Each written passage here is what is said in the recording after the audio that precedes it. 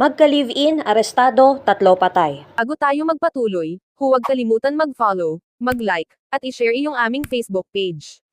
At huwag din kalimutan mag-subscribe sa aming YouTube channel, ang Serbisyo Balita Live Online. Maraming salamat po.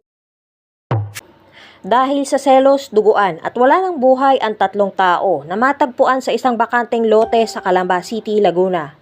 Arestado naman na magka-live-in at tinuturong suspect sa insidente. Kilala ng pulisya ang mga biktimang sina Felix, 64 years old, Vivian at Dante na pawang mga nasa hustong gulang. Base sa ulat, alas 7:20 kamakailan na mangyari ito sa bakanteng lote sa Santo Niño Compound, Barangay Mayapa.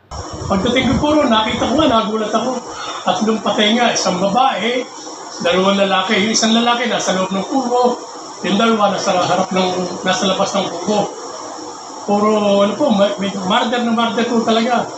At nung amin pong mapag-alaman na kung anong ginamit na pagpatay, pinataw po ng tubo sa ulo yung lahat ng tao. Yun po ang dahilan kaya sila namatay. At kami magtanong-tanong po roon, kung bakit pinaslang yung tao, yung po isang lalaki nung pala, ay pinagseselosa doon sa kanyang kalibiin noong ating suspect.